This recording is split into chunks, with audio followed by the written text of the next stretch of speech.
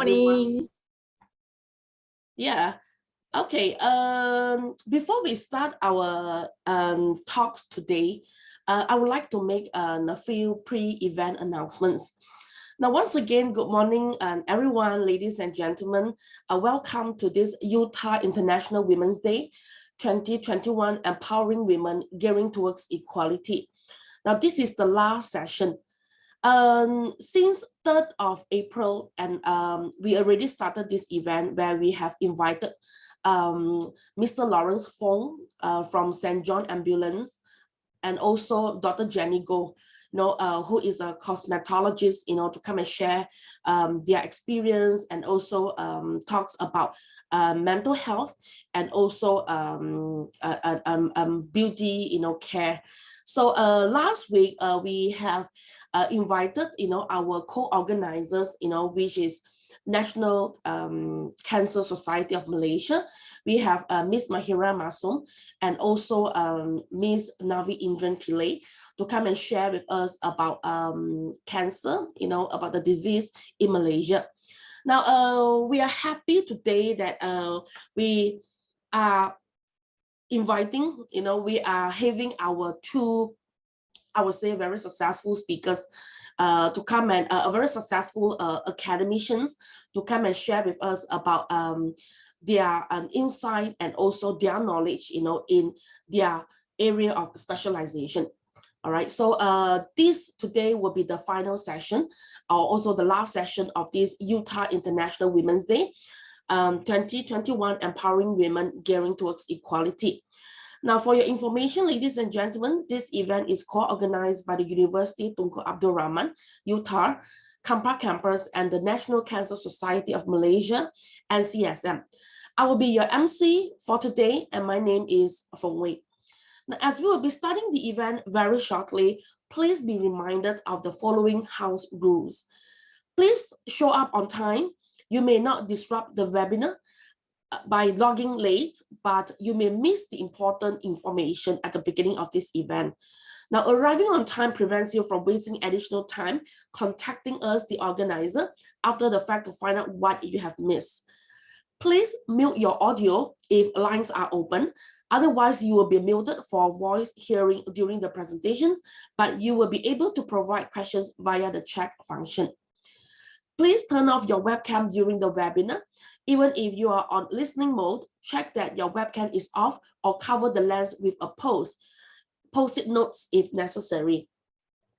Please use the cue such as hand raising icon if it is deemed necessary, and we'll be glad, we'll be appreciate that if you can wait for your turn in a live setting. Please ask questions concisely and try to refrain yourself from asking personal questions or non-subject related questions relating during the webinar. Your questions will be addressed during the Q&A session per scheduled. Therefore, please save your questions until the end, where we will begin answering them one at a time. Do not close your session or log out during the webinar. You may leave any time in between, but your relogging may not be connected as it may interrupt the system. You can log out after the event finishes.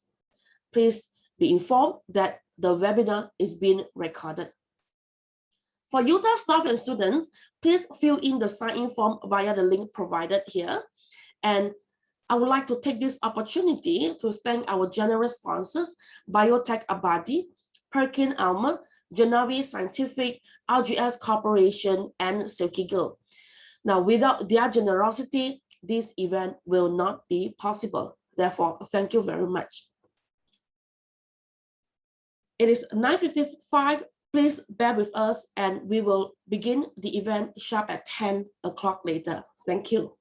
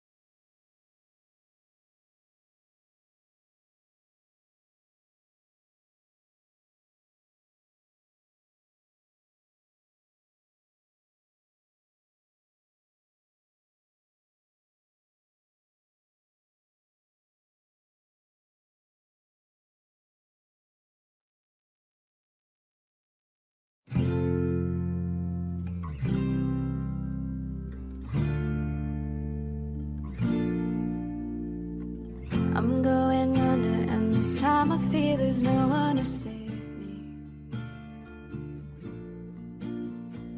This all or nothing really got a way of driving me crazy.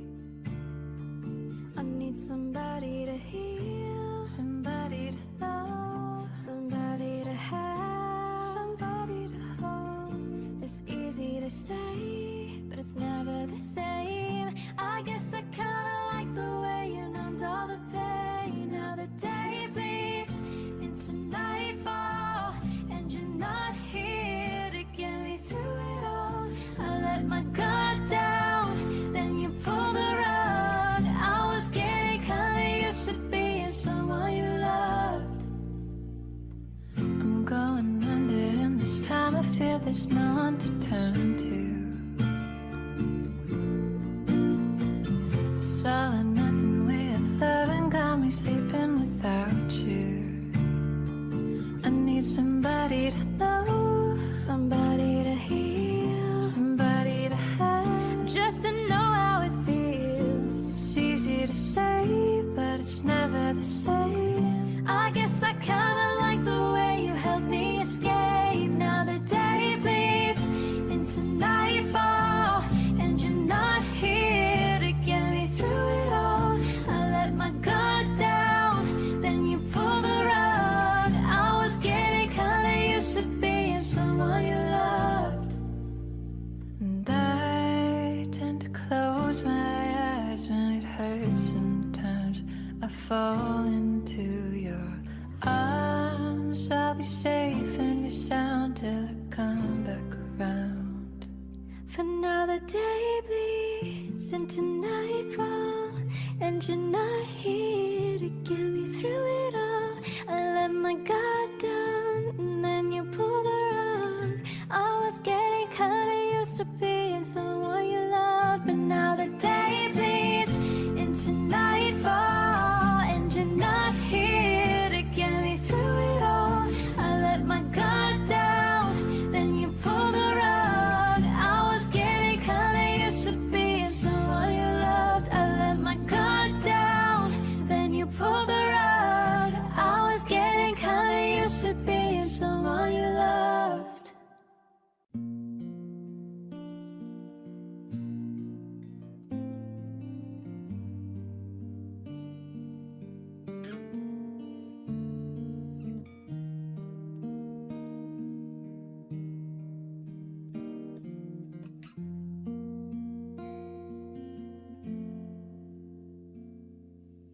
Heart beats fast, colors and promises. How to be brave?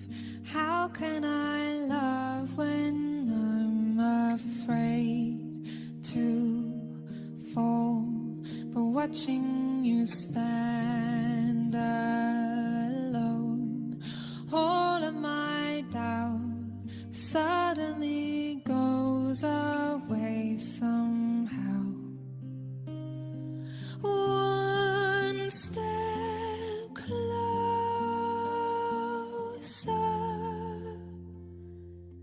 I have died every day waiting for you. Darling, don't be afraid. I have loved you for 1,000 years. I'll love you for 1,000 more.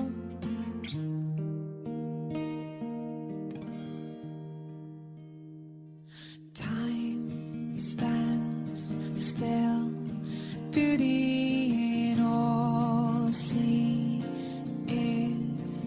I will be brave. I will not let anything take away what's standing in front of me.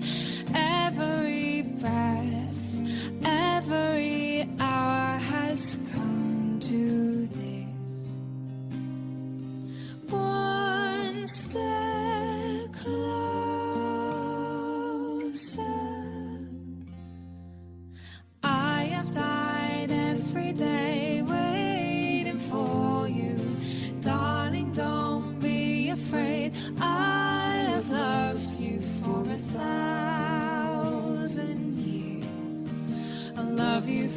1,000 more.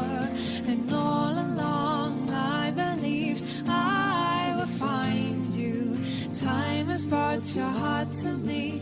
I have loved you for 1,000 years. I'll love you for 1,000 more. One step closer.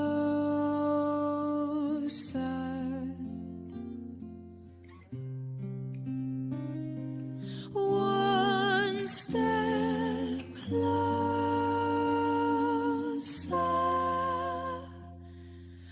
I have died every day waiting for you.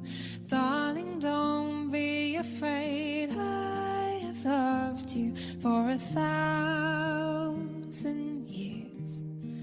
I'll love you for 1,000 more.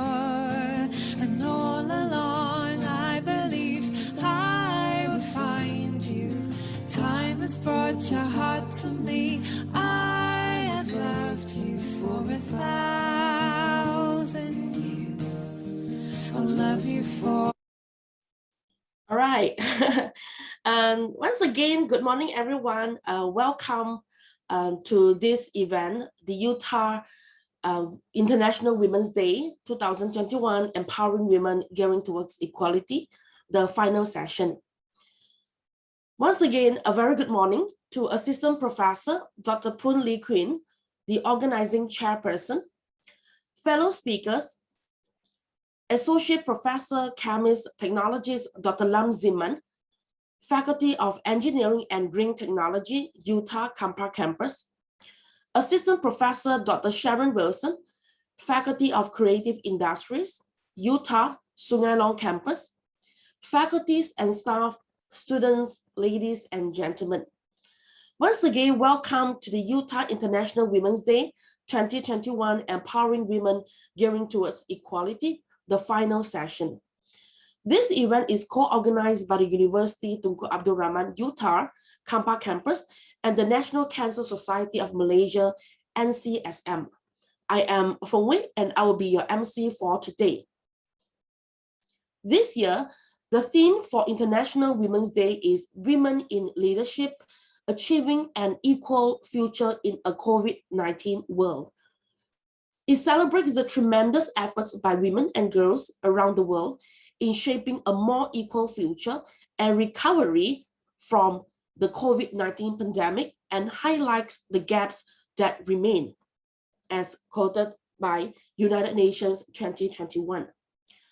Now, please be informed that we have successfully conducted our first and second session of the event since the April 3rd, and today we are having the final session. On behalf of the organizing committee, I would like to extend my heartfelt gratitude to our generous sponsors, Biotech Abadi, Perkin Elmer, Genavi Scientific, RGS Corporation, and Silky Girl. Now, without their generosity, this event will not be possible. Therefore, thank you very much. Now, ladies and gentlemen, without further ado, I would like to present to you our Utah corporate video. Please enjoy.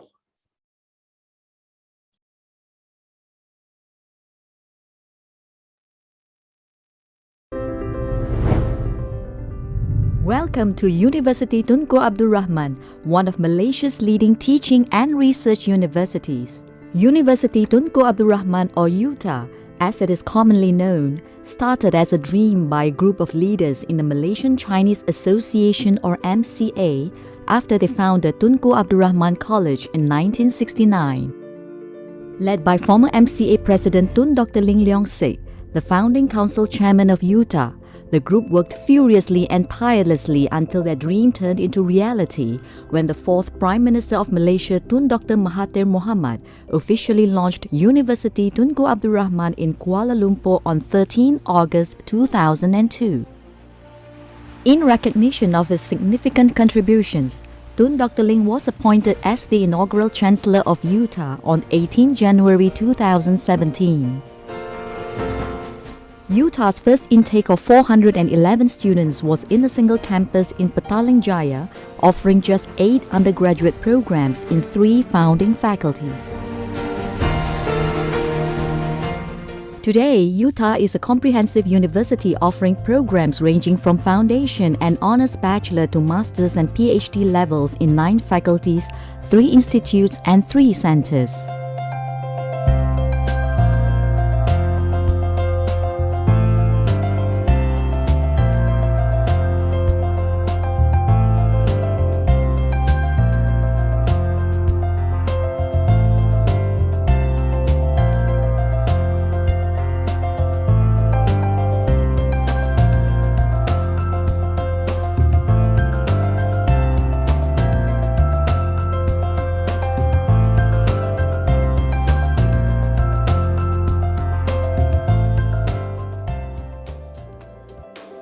Since June 2015, the university has been operating in 2 permanent campuses, the Kampar campus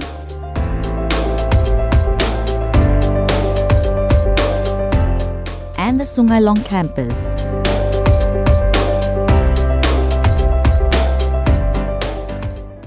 To continue on its trajectory of excellence, the university re-strategized with a 10-year strategic plan and a new vision to be a global university of educational excellence with transformative societal impact. Aligned with this vision is the university's mission to commit towards universal values and beliefs, tenacity in overcoming challenges, agility in facing new frontiers, and responsibility in pursuit of excellence. Utah believes in a holistic approach towards education and strives to celebrate diversity in all aspects of our educational activities to help prepare future generation of leaders. Students acquire critical soft skills through the Utah Soft Skills Development Certificate Program and through engagement in extracurricular activities, community projects, exchange programs, workshops, and training. Utah's 6 pillars of educational philosophy promote core values which are guiding principles supporting the holistic development of our students and staff. Our quest for international collaborations and industry partnerships enable our students and staff to participate in international exchange programs, joint research projects, training, and experiential learning. Collaborative agreements with more than 200 reputable universities and partners in the US, UK, Europe, Asia, and more promote discovery and the exchange of knowledge.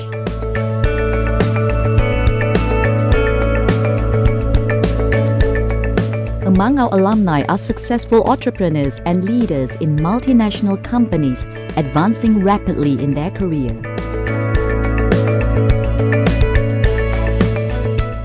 Conceived as a university by the people for the people, Utah is a not-for-profit university with support and contributions from sponsors, philanthropists, alumni, and the community. The university deeply appreciates their generous support and contributions. In return, the university provides financial assistance through its numerous scholarships and loans. Over the years, numerous financial institutions, organizations, and foundations have also been providing financial assistance to our students. The university's commitment towards excellence in teaching and research has led to significant progress in research and development. Research centers, endowed professorial chairs, and the Global Research Network support numerous international research projects.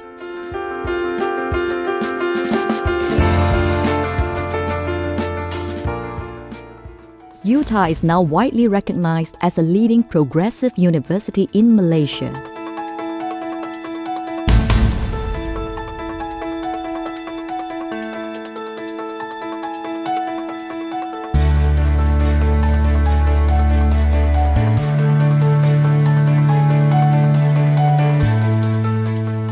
Utah has also been awarded self-accreditation status by the Ministry of Higher Education, the International Advisory Council, industry advisory panel, external examiners, professional bodies and partners all contribute towards quality assurance and academic excellence.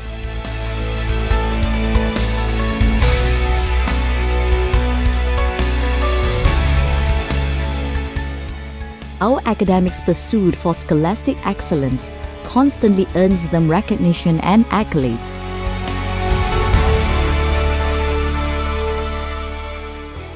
A major milestone in Utah's growth is the completion of the new Sungai Long campus that consolidates all the Klang Valley campuses and provides a major hub of vibrancy for our students. Another milestone is the generosity of the Lee Foundation and the Kwok Foundation. Their gift donations contributed towards the infrastructural development of Sungai Long campus. The Lee Kong Chien Faculty of Engineering and Science and the Mary Kwok Library were named in their honor respectively. Moving forward, Utah will embrace changes to meet the challenges ahead and endeavor to be a global university of educational excellence.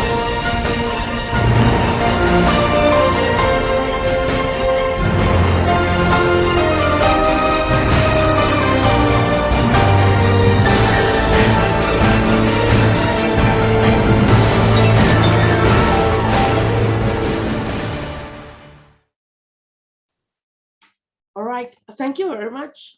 So once again, Utah is a not-for-profit private university providing affordable quality education. And we are guided by the university's vision to be a global university of educational excellence. Now, ladies and gentlemen, I would now like to invite Assistant Professor Dr. Poon Lee Queen, the organizing chairperson, to deliver her welcoming speech. Dr. Poon, please.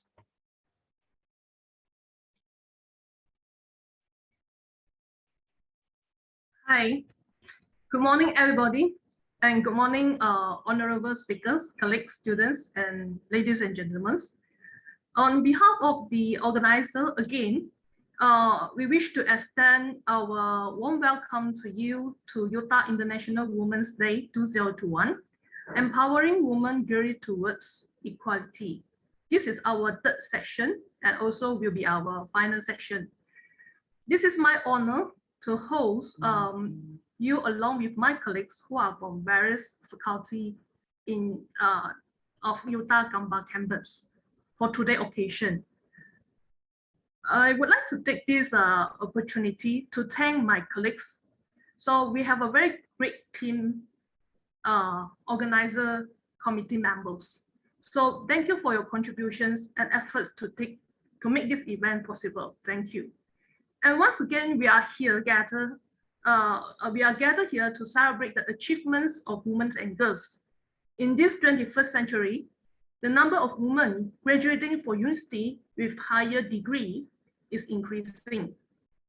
Many females have become prominent national and industry leaders, successful entrepreneurs, researchers, and professionals, not only in Malaysia, but across the world. However, women's studies are grossly underrepresented in science, technology, engineering, and mathematics. Women can play a very important role in the progress and sustainability of the world if they are empowered through education and employment opportunity in science, technology, innovations, and through changing the social stereotypes that restrain them in certain workplaces. Many successful cases have proven that female scientific leaders from education and research disciplines have combined effort to build a better community and country. According to statistics, work-related stress and work-life imbalance still are the major challenges faced by female scientists and educators.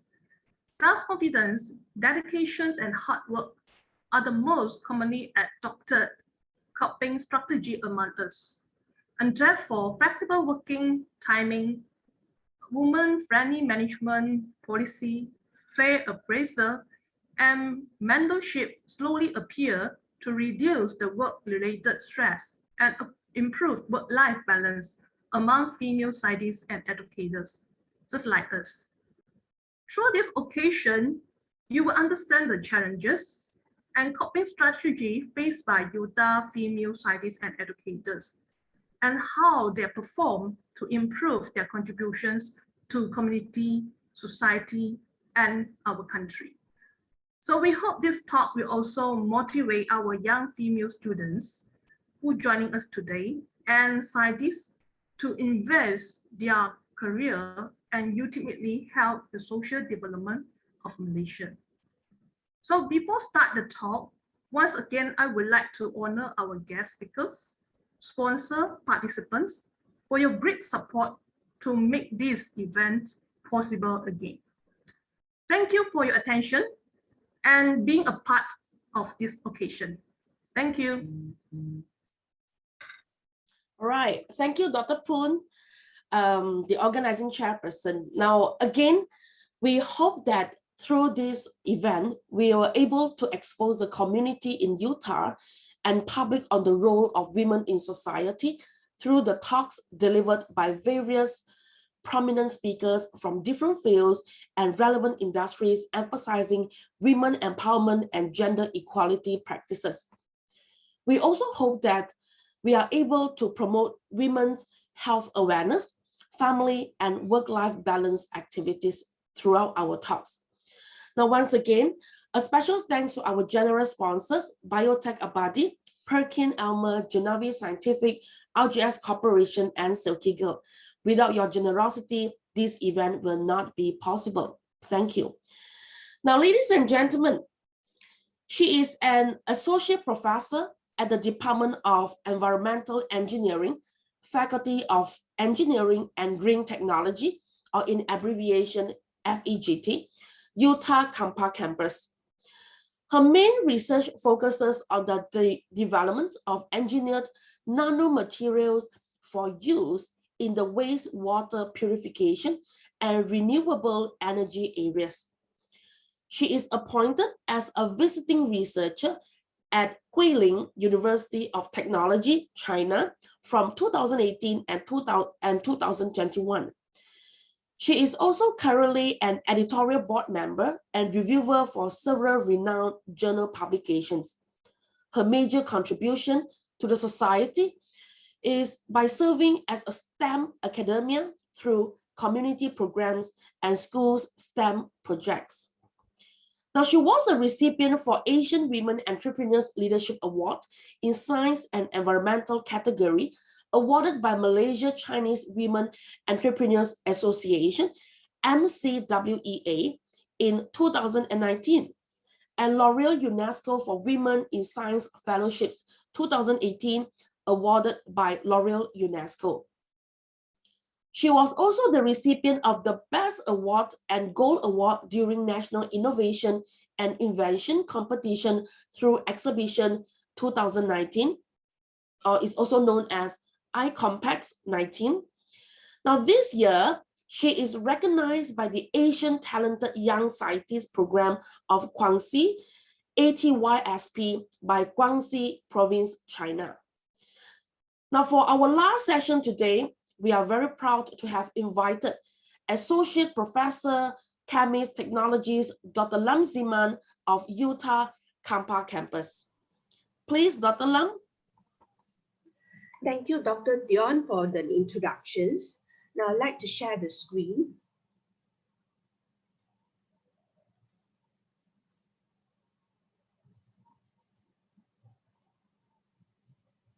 Can you all see my screen? Yes, Dr. Lam. Thank you very much. So I'd like to begin my presentation today. Good day to the Utah colleagues, students, and publics. I am Dr. Lam from University Tunku Abdul Rahman. First of all, I would like to thank to the organizer for giving me an opportunity to deliver a talk entitled Opportunity of Women in Environmental Catalysis. At the beginning of the slides, I would like to share the gender gap analysis in Malaysia. This is the data based on the World Economic Forum. Malaysia have ranked 112 out of 156 registered countries in the Global Gender Gap Index 2021 rankings with an index score of 0.676. Four indicators is used in the measurement, which are economic participation and opportunity, educational attainment, health and survival, and political empowerment. Malaysia's score for each indicator belongs to the bottom half of the global rankings. As you can see in the figure, as compared to the years between 2006 and 2021, the indicator that is deserved the great improvement are economic participation and opportunity, as well as political empowerment. We still need to work hard for educational attainment and health and survival. Furthermore, there are only 20.4% of Malaysian women hold a senior role in the workforce, which is relatively low in percent. Commitment on 2030 agenda in the UN Sustainable Development Summit at New York in year 2015, our former Prime Minister have affirmed Malaysia's commitment to support the 2030 agenda for sustainable development. There are a total of 17 sustainable development goals. Among them, gender equality are one of the sustainable development goals, which is require the international effort to achieve the gender equality and women empowerment. Let me briefly introduce about myself. I am Dr. Lam from Environmental Engineering, Utah. I have about teaching experience 6 years. Other than teaching, I'm doing a research work focusing on environmental catalysis, advanced oxidation process, water disinfection, and energy recovery. There are also some of my other information such as citation indices, award and honors, publications, research grants, and supervision are available in this slide. Now, let me share about my past school period, a Shaki start at school. At the school, I was lack of aspirations. I was also have uncertain selection between the art and the science stream. However, at the high school, I met a committed teacher. She has broadened my horizon and taught me to aim higher. Third, I joined several activities such as a choir, student union, clubs, and became the committee members. This is my aspiration teacher. She is Miss Lee Chionyo. She is also my chemistry teacher and a famous chemistry book author. She inspired me on a chemistry interest, and she also served as my role model. At university, I study at University Science Malaysia, a right subject for me, as I like chemistry. Continue to further study at University Science Malaysia. During my postgraduate study, I have published 11 WOS, which is a Web of Science journal, and served as a project consultant for Petronas Research Sdn Bhd. Currently, I am associate professor. There are still a long way for me to explore and experience for my career. Here, I would also like to share about my working experience in terms of building self-confidence. Other than teaching, in research, I always think, should I or shouldn't I? Perfection is more a female issue. However, men usually do not let the doubt to stop them as women do. The natural result of low confidence is inaction, ambivalence holding back, and thus taking no risks. Perfection is the enemy of good, leading to our wasted. Striving to be perfect actually keeps us from getting much done. This is according to the Confidence Codes in 2014.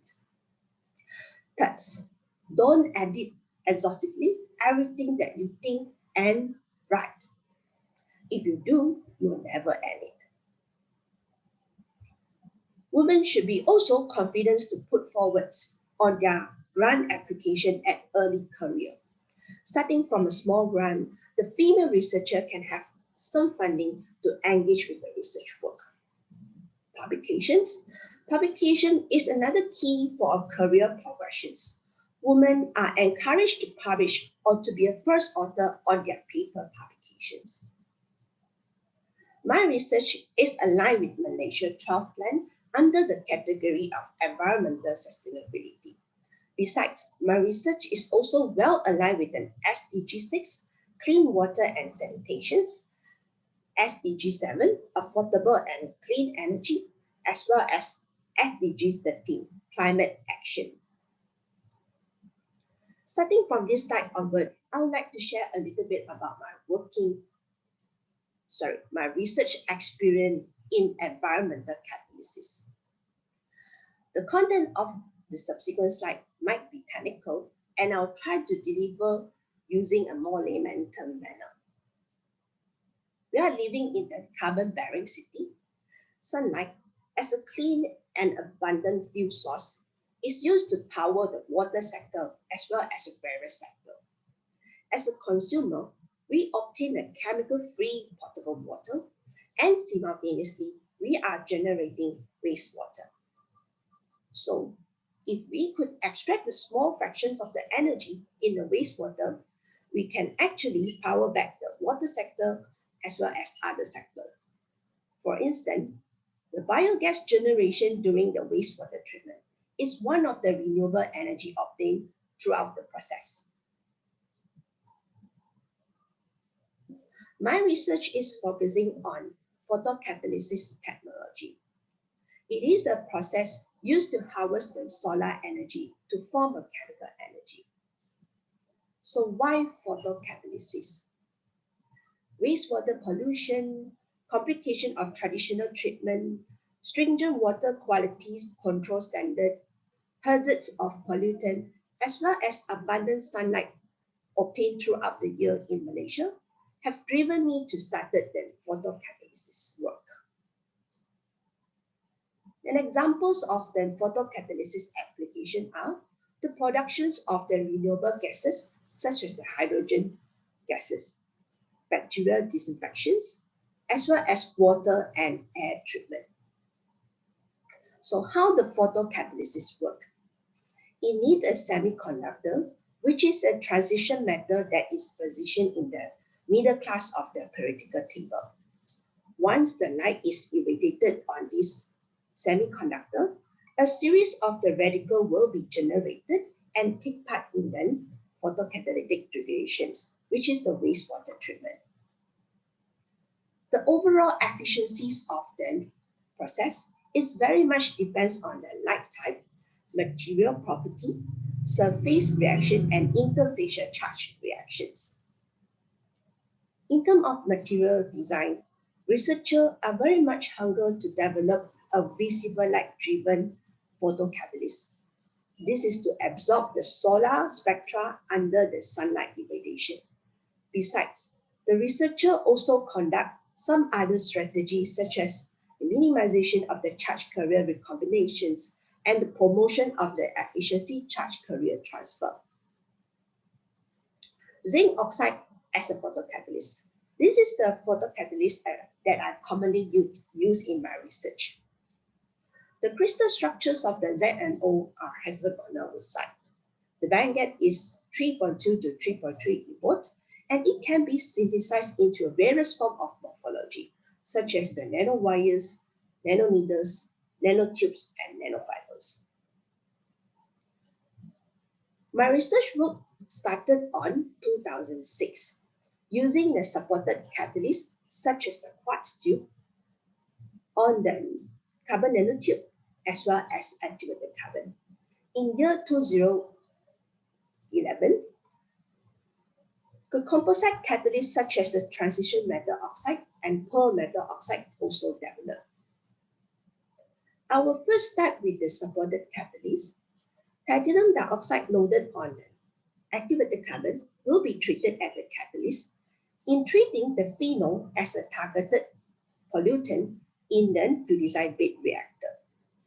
The gradation pathway of the phenol over the catalyst were studied, and the results are documented in our published journal. Composite catalyst. Composite catalyst is the coupling of two different metal oxides with two different band gaps to form the composite catalyst. Here we have an example, niobium pentoxide to loaded on ZNO. This catalyst is synthesized using a green hydrothermal synthesis method, and the result shows that they are able to work under the solar light irradiations.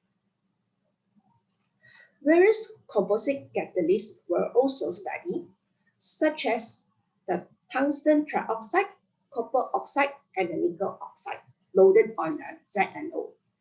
This catalyst was selected based on the small, medium, and a large band gap of the material. The figure below shows the material characterization of the catalyst. In terms of the catalyst phase analysis and morphological study. In my research, material characterization is a very important characterization as it will inform us on the effectiveness and ineffectiveness of the photodegradation process. Various intermediate concentration is also detected, and the photocatalytic mechanism over a various composite catalysts were postulated, and the results are documented in our published journal too. These are an example of the composite catalysts that I have been developed and synthesized. In terms of the composite catalyst, I would like to draw a summary here. Fabrications of the coupled catalyst is based on what type of light that you wish to activate. The smaller band gap does not mean the best visible light catalyst. Lastly, understanding of the mechanism of the composite is very important as it can elucidate your true catalytic pathway of the catalyst. Besides, my team and I also engaged in the consultation project with Petronas Research Center and Berhad. With the photocatalytic technology, we have successfully engaged several phases of our consultation project on the treatment using offshore seawater. Further, I work on my research work on these various morphological catalysts and magnetic-based catalyst development, and more recently, photocatalytic fuel cell as a promising wastewater treatment as well as energy recovery is also developed. The morphological catalyst is synthesized at the different catalyst synthesis. And the material characterization is also well studied. The growth mechanism of the catalyst is important to study as it will inform us on the formation of the catalyst at the different synthesis conditions. This catalyst is applied in our antibacterial study using the E. coli microorganism. The result shows that it is promising and the microorganism begin kill and is shown by the pit hole here in the microscopic analysis. Magnetic-based catalysts were also developed in our research group as it is a catalyst that we can conveniently separate after the wastewater treatment. The example given here is the iron dope ZNO. The magnetic base of the catalyst is also tested using the vibrating sample magnetometer VSM test, and the result shows that they exhibit the magnetic properties. This catalyst was then used in the real wastewater treatment, such as the palm oil mill influence, as well as antimicrobial study, which including the E. coli bacteria and the fungus called C. albicans. Bismuth ferric oxide is another magnetic-based catalyst. It belongs to the perovskite structure and have a small band gap semiconductors, in which they can activate it under the visible light region. As you can see, the magnetic brace of this catalyst is much more improved as compared to the iron domes. And within 20 minutes, the particle can be fully separated. This catalyst is also applied in a different form of the organic pollutant degradation and also tested under the different light source. Another form of the catalyst, which is the palladium loaded on the whispered ferric oxides, belongs to our best catalyst. They begin characterized using the catalyst phase analysis as well as chemical state measurement. The catalyst was then tested using the phenol degradation, as well as the catalyst also showed the promising antibacterial study. Here, I would like to introduce my recent research development work called photocatalytic fuel cell. Our annual energy use in Malaysia for the water infrastructure is about 30 megawatts. It should be mentioned that the domestic and the industrial wastewater contain 4 to 10 times amount of the energy that we can use in the wastewater treatment. So, if we could extract a small fraction of the energy in the wastewater, we can self-produce a renewable energy from a green and an economical approach. My project deals with the development of the photocatalytic fuel cell using a pair of the photoelectrodes material. Upon the light irradiations, the photoelectron will be generated and transferred into another photoelectrode where the electricity is generated. And the photoanodes here will perform the wastewater treatment using the photocatalysis process. So, different from the traditional wastewater treatment, where it only eliminates the organic pollutant, my research goes beyond that. I'm using the new method to not only eliminate the organic matter, but also recover the energy stored in them. Here, I would also like to introduce a grey water as a household effluent that we can derive from our kitchen waste and then bath waste. It has a great potential to be reused and recycled, and this pollutant is used in my photocatalytic fuel cell treatment. So what is interesting in this project? The electricity that is produced, it is able to power a 10,000 milliampere power bank by just 6 hours of PFC operation. Furthermore, the grey water is also tested for the possible irrigation purpose. Here, I'm so glad to inform you all that this research work has been recently published in several high-impact journals and obtained several national and international awards on these few years. This is our first generation of the photocatalytic fuel cell. And this is our second generation of the photocatalytic fuel cell, where we use a nano-composite strategy to modify our photoanodes.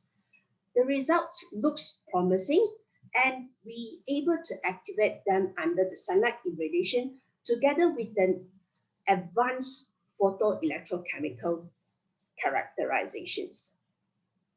Here are the electricity that is generated. As well, we are able to treat it in an antibacterial study. Among the nano-composite material, tungsten dioxide loaded on a ZNO given us the best photocatalytic fuel cell performance. And here is some of our activities. As a conclusion, The photocatalytic fuel cell is not only to create a clean and a sustainable energy, but also introduce an economy and an environmental friendly way to treat our wastewater. Moreover, it reduced our climate change impact by reducing the fossil fuel utilizations. With the mitigations of the climate change, we can have a balanced hydrological cycle. Here is some awards and achievement. In the year 2018, I was a recipient awarded by L'Oreal UNESCO for Women and Science. And here are some magazine, news article, and social media that is reporting to this award. In year 2019, I was a recipient awarded by Malaysia Chinese Entrepreneurship Award. And here is also the newspaper that is reporting to this article, to this award. I also not forget to bring my undergraduate, postgraduate student for a national and international competition. Here are some of our award and achievement.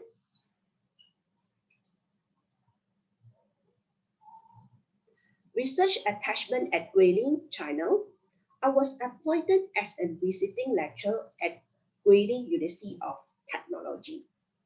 And I was so glad to given an opportunity to join a symposium, cultural visit, and also deliver the class to the undergraduate and postgraduate student. This is the photo capture with the president of the universities. And I also having an research activities at Nanning, China with Guangxi University. University is inviting me as a speaker to deliver a research talk to the students. And also they are inviting me for the conference to deliver a talk. I'm sorry.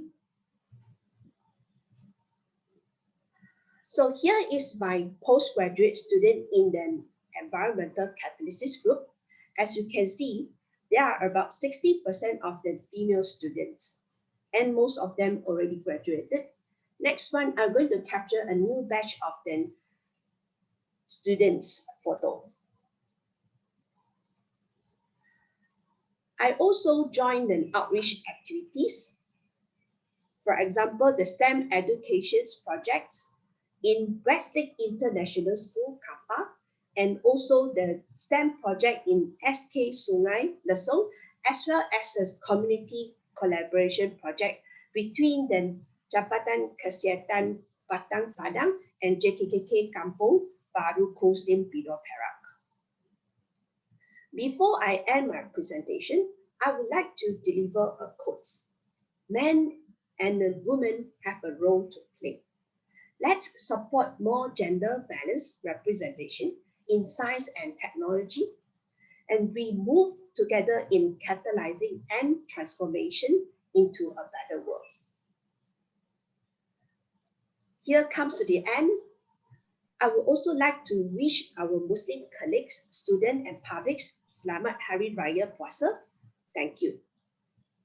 Thank you very much, Dr. Lam. Very, very inspiring talk, very, very informative. Even though I'm from the art and social science background, I try to understand, but I can see that the effort that you have put in, your commitment, your dedication, in teaching. Now, actually, I just have one question, what is the main driving force for you to have such commitment and dedication in your research and teaching? Oh, thank you, Dr. Dion. I would like to say women should believe in yourself in the first place. You need to be confident on your ability, find a good support network, and find a right partner that definitely you'll be surely larger than you think. In a class and in the meeting, I always inform my postgraduate student and some of the undergraduate students, if I can do it, so do you. So I will continuously ask my students to strive for an excellent achievement in their academic and their career as well. Thank you. All right.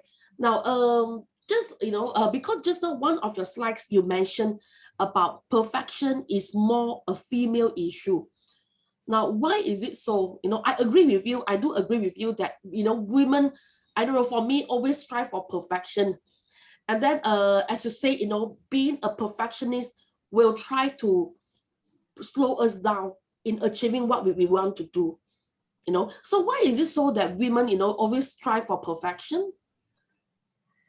Women, I think they have looking for something different than the men. So you can see the women, they are so particular with their works is because of their attitudes. You see, as a women, we are giving some other things extra from our gods. We were going to go for a cosmetics to beautify for ourselves. We will go for I'm not sure to the I mean I don't want to offense to others news audience over here. Women would place some of the extra time to do their work with more patience, and they are more focusing to their works. I'd like to also give an example. Women's, it's not only a simple, just a female human. It's also a woman that is educating the whole family. You see, so women is always seek for the perfection to do their works, even in a very, very tiny work. So therefore, I would like to urge the lady female researcher over here, do not try to go for perfections. You think you are confident with your ability, just go ahead without any pendings of other works. That's for me, Dr. Dion. Yeah. Dr. Lam, you see, we are glad that we have quite a number of students here today, just to share with you, I think you will be giving, you are going to give us inspiration, because I do, me and my colleagues, we do have students, they come to us, and mostly female students, they actually question their value in life, and they actually, ask us, Miss, do you think that is worthy to live in this world? So we were shocked to hear this, and then we said, why are you asking this? Then the students say, I think, I'm not valuable, I'm no one, So I look at the CGPA, 3.2. I said, that is so good. Then the student said, no, my brother can do better, my sister can do better, even my parents say I cannot. So when we hear all these stories, we want to know, how can we help them to boost their self-confidence? What would be your advice to those students, Dr. Lam? Dr. Dian, I do have such similar student comes to me too. So I will let them first to think positively, find their own value, ask them what are their favorites, what they want to do during their leisure time. Let them to spend the time. This is my way to teach my students. Let them to spend their time using their leisure or favorite hobbies. When they have spent the time, they will finish that time. They will actually think what they want to do next. So I will ask them to do some things that you think is valuable, such as like Dr. Lam will find myself to do a research work where Dr. Lam like to do research work. So like you like to read novel books, then you go ahead to read your books. So to find yourself some things that you feel self-respectful and then motivated, you go ahead to do that thing. Because we don't know, one day my student can turn out to be a famous author. Not only because I'm in environmental engineering, so I want them to turn out to be an environmental engineer. They can be a famous book author in one day, in which I will be very glad on that. Yeah, definitely. So let them know, and I have a frequent meeting with them. Other than the teaching weeks, the 14 weeks that's having for our youth, I always have a frequent meeting with my postgraduate student meeting. After discussing their researching work, and I actually spend some time with them, what is others things that you're actually facing. So discuss with them, as I am also a past postgraduate student before. So I express my feeling to them. So just share with them with the time, because I'm still I think I'm still single, although it's going to engage very soon. So I'm willing to spend my time with the student. Even they ask me to go for the M team at night, so I just join their call and then have a chat with them. So to let them feel comfortable, they are not alone, especially the pandemic issue. My student do call me for an 拜年 and call me because of their birthday at night, which I'm doing my work standardly. I receive a call from them, in which I feel after graduate, not only they just turn out to be my student, but also we can turn out to be a friend. So I talk friend to friend with them. This is the way I treat my student. I hope my student can feel this and can enjoy, and they are not living alone in the world. They can always discuss with some of the persons that feel reliable. Maybe they can serve as a role model like me. I want to find my chemistry teacher as my role model. And she really inspired me a lot. I'm not sure whether I have turned out to be a good lecturer as her. You are the one. you must be, Dr. Lam, you look at, your students, they like to hang out with you. That is a proof that you must be very amazing to them. I hope my students enjoy and we like to chat together too, Dr. Dian. Yes, definitely. Thank you very much, Dr. Lam. Now, ladies and gentlemen, so that's the talk, sharing, from Dr. Lam, very informative, very insightful, very inspiring. I myself, enjoy, the session shared by Dr. Lam. And then, as I mentioned, she's a very motivational speaker, I would say, looking at her achievement, looking at the awards that she has received, and those students that she has been guided, that she's been guiding all this while in finishing their dissertation or their research. So, ladies and gentlemen, if you have questions for Dr. Lam, please save your questions, for the Q&A session later. All right. So please save your questions until the end, after the second talk, so that we will begin answering them one at a time. All right. So thank you, Dr. Lam, once again. Please stay with us because we will have the Q&A session after the second talk. All right. Thank you.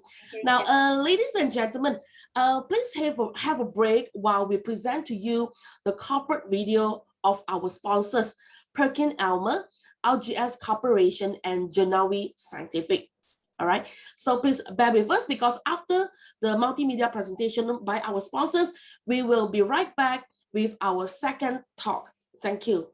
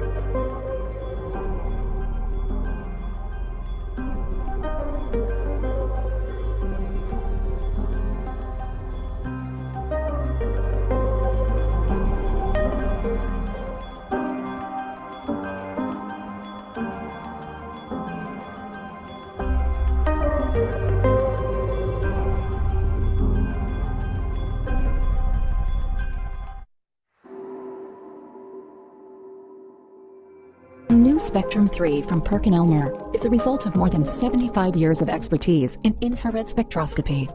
designed to provide you with a more powerful, versatile, connected solution to accelerate innovation and new product development. Spectrum 3 offers a complete solution to provide you with ultimate flexibility and performance in the near, mid, and far infrared ranges through a single instrument, regardless of your application, to ensure you are ready for any sampling challenge.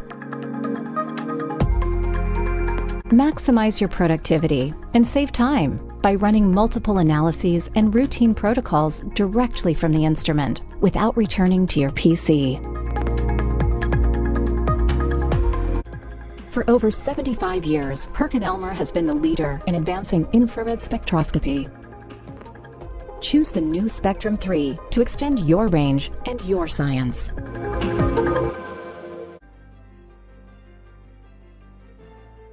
Whether you're analyzing complex matrices or simpler ones, interferences are the barrier between you and accurate results. In ICP-MS, many spectral interferences are effectively addressed using collision or reaction cells. The challenge? In single analyzer quadrupole designs, there may still be elemental and polyatomic species that interfere with the analyte, which will not be removed through reaction or collision. In traditional triple quad ICP-MS designs, a quadrupole mass filter is placed before the cell so that ions which are not at the mass of interest can be removed. Enter the award-winning Nexion 5000 multi-quadrupole ICP-MS from PerkinElmer, your trusted partner in ICP-MS technology for over 3 decades. Superior interference removal, outstanding background equivalent concentrations and detection limits, exceptional stability, unmatched matrix tolerance. For absolute confidence in your results, Nexion 5000, performance to the power of 4. RGS Corporation, with more than 30 years experience in analytical and scientific research instrumentation, is representing well-known, high-end analytical equipment manufacturers and providing one-stop solutions to customers through innovative engineering solution, reliable products and highest quality of support, specializing in various fields and technical support from X-ray technique, element analysis, material structure analysis and imaging technology, scanning electron microscope, spark emis, ion AES, Raman spectrometer to thermal analysis. Besides, we also provide customer consultancy in setting up analysis lab and providing supporting consumable parts. Our instruments can be found in various key industries such as semiconductor front-end and back-end, mass storage, general electronics, mineral and mining, cement, steel, oil and gas, R&D and government institutions and many others. The product can be categorized into the following few major categories: 1. Elemental analyzer, 2. XRD analyzer, 3. Thermal analyzer, 4. NMR spectrometer, 5. Spectrometry analyzer, 6. Imaging system. We can categorize the elemental analyzer based on their detection limit, from the entry-level EDXRF, energy dispersive XRF, to WDXRF, wavelength dispersive XRF, from Rigaku, an atomic absorption spectrometer and ICP or ICP-MS from GBC Scientific. We have a wide range of XRD analyzer, from the compact benchtop model, MiniFlex, to the high-end floor stand model, SmartLab. XRD is widely used in the following applications: 1. Phase, quantitative and structure analysis of powder and bulk samples. 2. Pore and particle size analysis of nanomaterials. 3. Phase, thickness and structure analysis of thin films. 4. Stress, texture analysis of metal, alloy and ceramics. 5. Phase and ETC analysis of small areas. Rigaku offer a wide range of instruments for all the different thermal analysis needs, from TGDTA, DSC, TMA, TGDTA-MS. Beside that, Rigaku is the only XRD maker that offer in situ differential scanning calorimetry measurements in an X-ray diffractometer. These measurements can be carried out simultaneously. This enables researchers to be able to continuously monitor changes in crystalline materials during phase changes such as polymorphic transformations, dehydration, fusion or solidification. There's 2 different type of NMR system. 1. NMR spectrometer. 2. an MRL exometer and MRI imaging system. For the spectrometry analyzer, we have the UV visible or visible spectrometer from GBC Scientific and micro-Raman spectrometer from Technospecs. Another unique feature for our micro-Raman system is the ability to combine the micro-UV visible spectrometer with the combine UV vis and Raman. We can get extra information from the same measurement spot of sample. Here's the UV vis reflectance percent and Raman spectrum for different thickness of the graphene. Beside all the analytical instruments, we also provide many other laboratories accessories and tools especially for nanomaterials research and production. 1. Nanometal powder and colloidal maker. 2. Dispersion and homogenizer. 3. Nanometal powder and customized nanopowder or fiber. The charts show the comparison between our 3-roll mill with the competitor. It's clearly shown that we have a much homogenized distribution. The high-speed planetary mixer is also a very important tool for the dispersion of the nanomaterial. A very homogenized dispersion can be achieved in the short time compared to the other method. Thank you, and if there's any question about the products or technique, you are always welcome to contact us on info@rgscnet.com.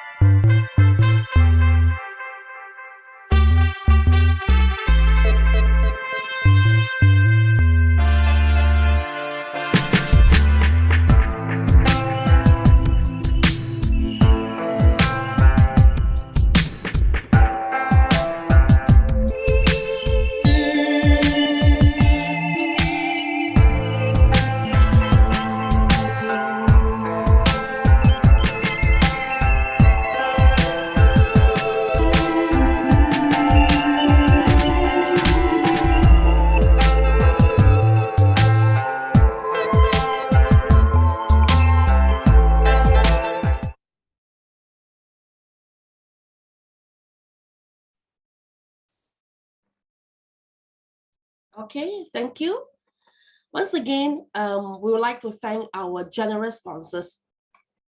Now, ladies and gentlemen, she holds a PhD in communication from University Kebangsaan Malaysia, UKM, Malaysia. She has been a scholar of the study of the United States Institute's Journalism and Media Program at Ohio University in 2013, and a fellow of the Summer Institute for Asia Fellows in News Literacy Program in Hong Kong in the year 2014. Now, she has worked in the field of public relations, broadcasting, and journalism. In addition, her research focuses on media, crime and society, and women and identity. She has become the first person from Malaysia and outside North America to win the International Communication Division ICD teaching contest last year. Now, ladies and gentlemen, she is none other than Dr. Sharon Wilson of Utah Sungai Long campus. Please, Dr. Sharon Wilson. Good morning, everybody. Thank you so much for having me. And Ms. Fong, it's lovely to see you again. I think, it's been a while since my visit to Kampa and also to meet with you.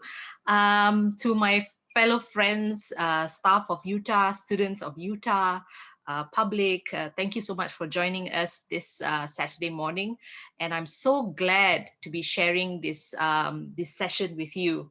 Let me just share my slides.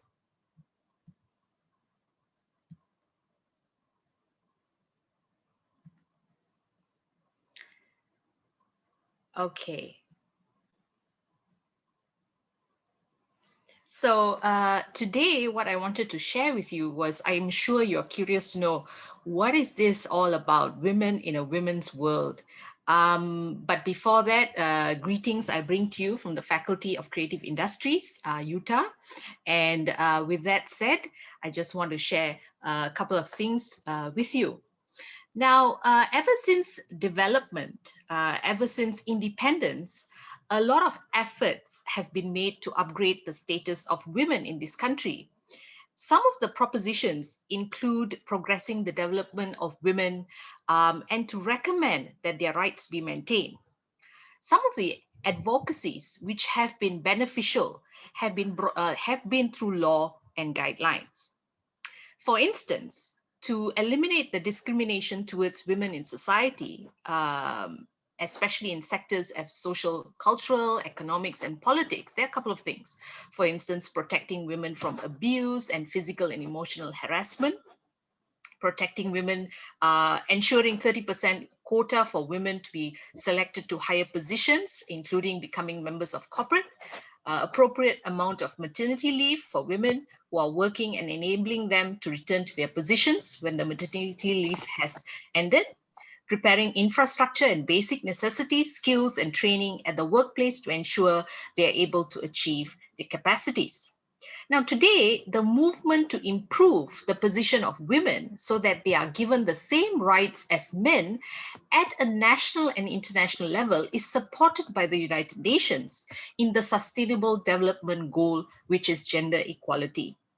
The international commitment, which endeavors to include the Malaysian government, include the Beijing Action Plan 1995, which also includes the Convention in the Elimination of All Discriminations Against Women, CEDAW, which is the foundation for all women's issues policies, and all other conventions which were stated in 1970, have helped increase society's awareness that women in the working environment cannot be looked down upon and cannot be disregarded. Now, this awareness is very important, as women have always been seen as static beings and seen only as reproductive agents. Now, the climb up the corporate ladder, and the successes that come about with it is still a very daunting task for most women leaders in the Western world, including Malaysia as well in the Asian world. There are, however, signs that women are finally starting to overcome some traditionally stiff barriers, which have prevented them from aspiring to be top-notch positions on offer in global corporations. Now, when examining basic gender differences in leadership, collaborativeness, nurturance, and emotional intelligence are now far more important considerations than power and control. Now, the new international environment and the transformational leadership model, which stresses more supportive and considerate leadership styles, favors to a large extent the female approach. Transformational leadership, the ability through natural charisma, is to inspire and guide the workforce through change and transformation. This is something that the corporate world is starting to believe in and starting to build on. So transformational leaders on the whole are successful, and this may just help women to excel in leadership, because these are some elements which women excel in, nurturing and the natural charisma of women. In the increasingly important field of emotional intelligence, research has shown that women scored higher than men in their tests.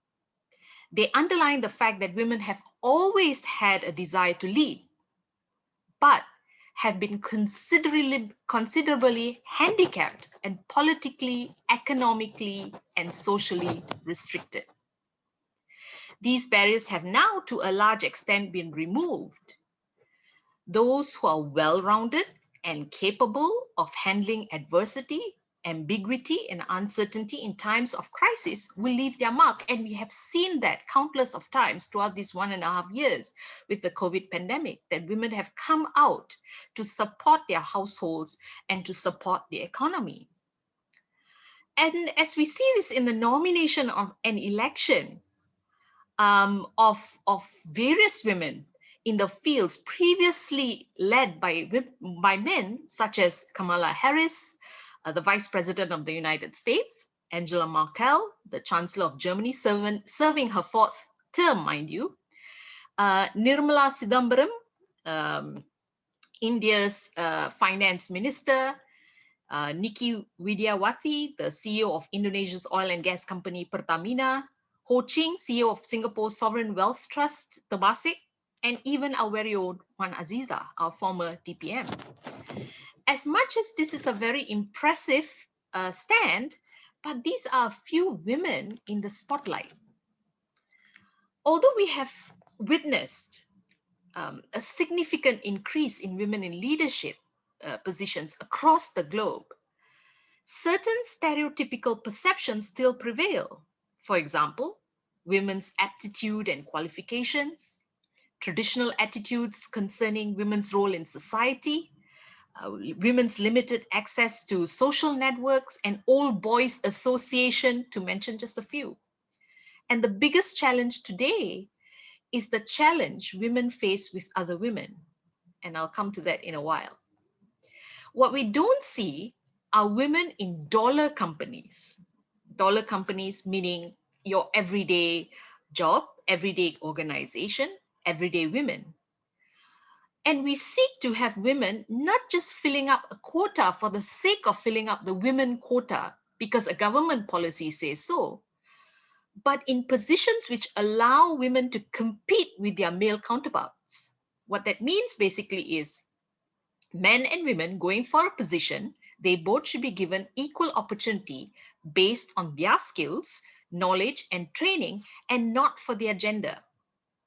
Women oftentimes are looked over because employers seem to have already made up their minds. They've already made up their minds that they're going to select a man to be employed. Why? Because they have made up their minds that women are employed and they are going to get pregnant and they're going to abandon their duties. Now, in a study carried out in 1999, one of the major conclusions was that both men and women agree on the skills most needed by male and female managers to make it to the top echelons of corporate management.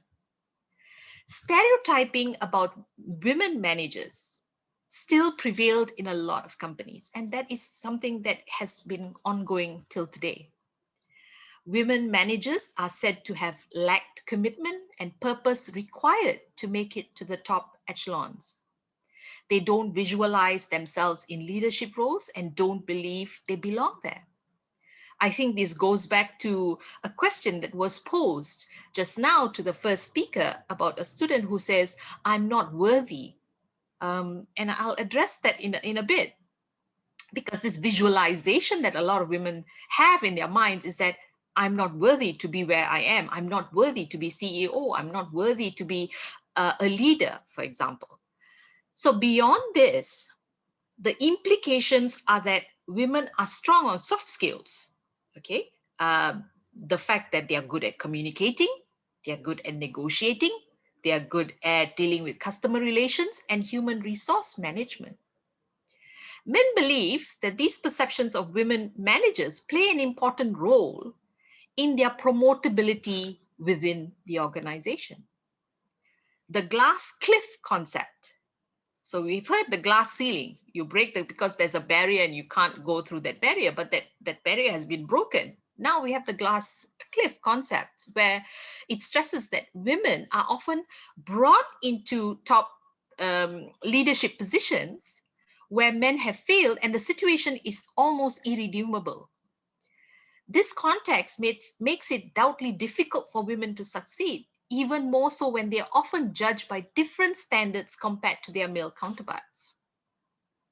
There were 2 surveys that were done one by Management Research Group and another by the Hallberg Consultation Group.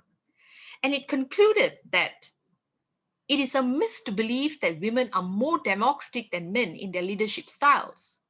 In fact, women tend to be more task and results driven at work than men. And I think our previous speaker definitely showed how dedicated she is and how task driven she is.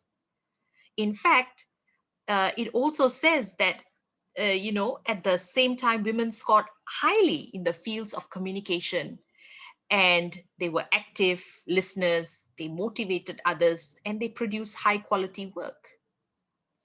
They also tended to be more empathetic and more sensitive to their co-workers' needs. So in an effort to empower women in various sectors, a lot of efforts have been made, for sure, but there are also a lot of shortcomings. So let's look at Malaysia right now. Malaysian women face biasness originating from a universal legacy of secular patriarchy.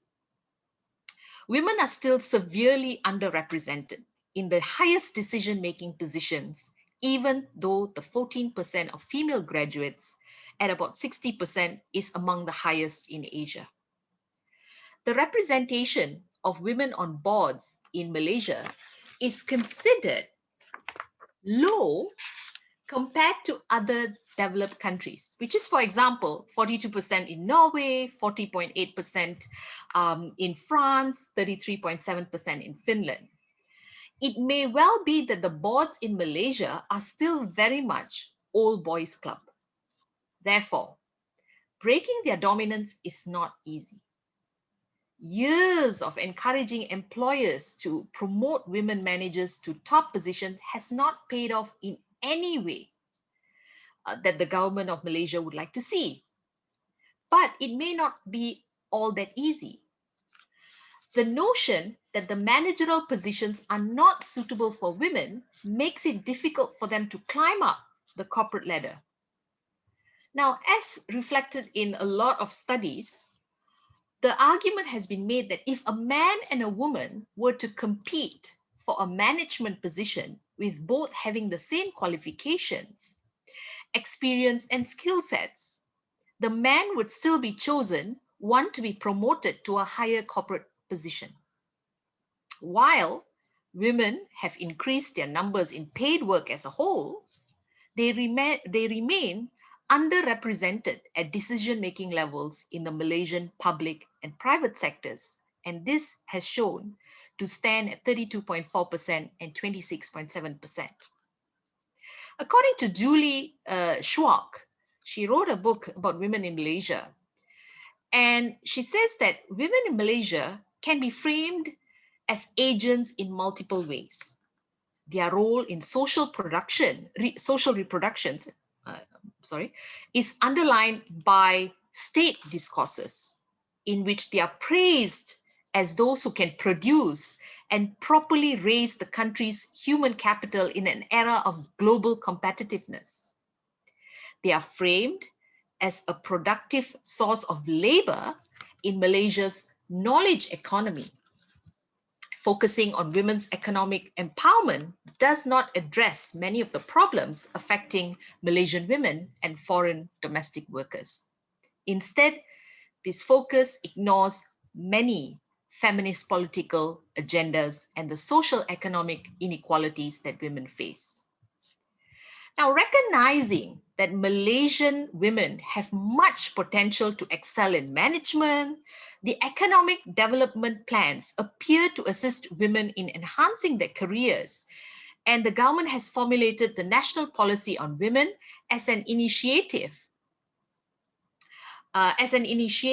to empower a large percentage of Malaysian women in the workforce. The policy or policies provide long-term sectorial planning to enhance women's quality of life by eradicating poverty and having better careers for the future. According to the Prime Minister's department, the overall objective of this National Policy on Women is to ensure equal opportunities for both genders, to encourage women to participate in social and economic developments, and to enhance women's contributions to the growth of the nation.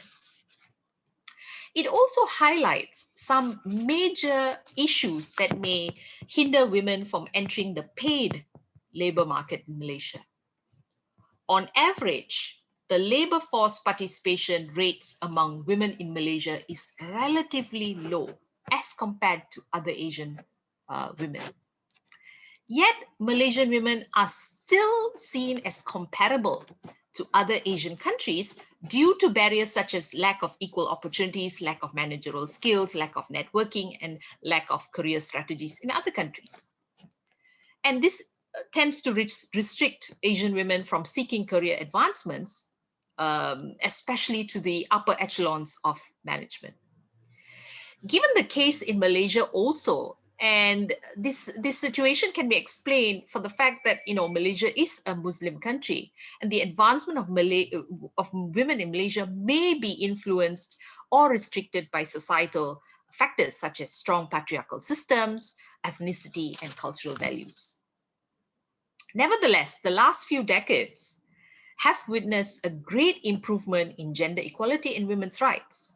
However, it should be noted that some Western human rights ideals are clearly not accepted by the government in Malaysia. Asian societies have sought to retain some traditional values and practices, particularly in relation to gender and modernization. In the case of Malaysia, ethnicity, religion, and culture remain a crucial element.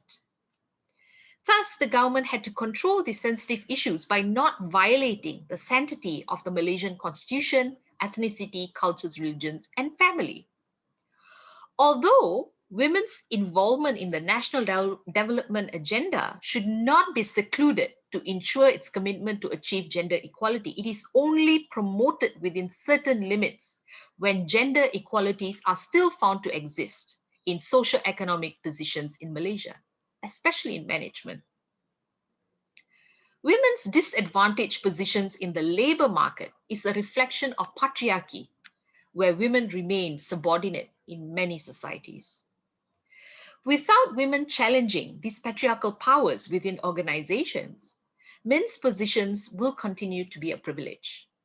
Radical feminists believe that patriarchy is the leading cause of gender equality, where the male-driven authority and power structures are responsible for the oppression and inequality. Women appear to be marginalized by their actual roles in society, as they are responsible for performing both child-rearing and formal employment roles. In this sense, radical feminists note that patriarchy perpetuates male dominance in employment and limits females' potential to enter the paid workforce, creating obstacles to female advancement and emphasizing how women encounter horizontal and vertical segregation. Now, coming to the most interesting part, women in a women's world. The biggest challenge of today is the soft discrimination and inequality that takes place, which comes from the context of not just inequality between men and women, but the inequality and discrimination between women and women. We all agree that in modern life, women cannot be adequately represented in business life. And in many cultures, male domination in the business environment continues without question. The negative impact of this male-dominated work environment on women may create expectations of solidarity among women workers and more supportive attitudes towards each other. But in practice, these expectations may not always be met. Now, despite the fact that past studies have demonstrated the willingness of women, executive managers, to support other females in their ambitions and aspirations to reach senior positions, there is evidence that women want recognition for their own talents, abilities, and knowledge, and not for being representatives of the interests of other women. And ladies and gentlemen, this is just known as something called the Queen Bee syndrome. The Queen Bee syndrome as an attitude of reluctance by women to promote other women. And when I say promote, it's not just in business, it's not just a job, it can be anything. This reluctance of women to assist other women to reach positions of power has similarities that is called the Queen Bee syndrome, which was introduced by Abramson in 1975. This term has since been often used to describe the attitude of executive women who are unhelpful to other females, partly because of a desire to remain unique in an organization. The syndrome is most prevalent where access to opportunities is limited, and it is indicating a response driven by fear of competition. Now, a research by Dobson and Iredale found that women bosses were significantly more discriminatory towards other female employees than towards men, and described their behavior as women's prejudice against other females in the workplace. Their study further concludes that women were more likely than men to assess the female candidates as less qualified than the males, and were prone to mark down their prospects for promotion when presented with women's promotion applications. Some of these successful women are found to be more combative, defensive, ruthless than their male counterparts, lacking empathy and support for subordinate women. Such women feel that they have to prove to be tough and rough and resilient. The Queen Bee displays an attitude of militancy based on her personal successes, both professional and social, within the system. A Queen Bee contrives to be successful in a male-dominated workplace by acting hard in men-like or masculine ways. I'm not stereotyping by saying all women in higher positions act like that, but this is something that exists and we should acknowledge it. The Queen Bee does not bond with other women, prefers to work and be more involved with men, and tends to reward, support, and promote men ahead of women, and reacts only to other women in power positions networking with men. This explains women's disloyalty to their own sex and why many women do not like working for female bosses. I'm sure you've heard this many, many times. Women are not inclined to assist other women and are basically competitive, irrespective of which gender they are up against. However, the contest becomes harsher when other women are the competitors. Women have fears of being outperformed by those women who come up through the ranks, and their fears alter their behavior. They become driven by self-interest and tend to hold back information to prevent others from surpassing them or becoming more empowered. They start believing that since they have worked hard to get to the top, other women wanting to reach high levels should do the same. Women need to be aware of the danger of falling into the trap of adopting and adapting male traits and characteristics, rather than sticking to their own personal styles. Studies have shown and found that women executives taking on male traits or starting to personify men within a male-dominated environment, thus further indicating that the reasons for this behavior and attitude change could be that women think that it is the only way they will be taken seriously and be accepted, and that their opinions would be heard. Many women in rural areas are challenged by financial and knowledge independence, while many in the urban areas are struggling with internal battles such as confidence, self-esteem, self-worth. Therefore, empowerment seems to be the key term for a lot of women. Therefore, women should help empower other women. Isn't that what we've all heard? To empower women. But what does it mean? It is about helping build up other women instead of tearing them down. The struggle to eliminate gender discrimination and ensure equality is a perfectly understandable struggle. But this should also include eliminating discriminating attitudes and equality within the gender, as well as, and with that, we should understand the term empowering women is not just empowering women with skills, empowering women with training, empowering women with education, but it's also the women who have been empowered with these elements, these variables, these factors, should also be able to empower other women. With that, I end my discussion on women in a women's world. Thank you very much. Thank you very much, Dr. Wilson. All right, that's really very, it's an eye-opening talk that you have shared with us today, because it's for all this, all this while, all the talks that I've listened to about women empowerment, about and equality in gender. So your talk is totally something different, about the queen bee thing. All right. Thank you very much, Dr. Sharon Wilson. And once again, congratulations for the award that you won last year.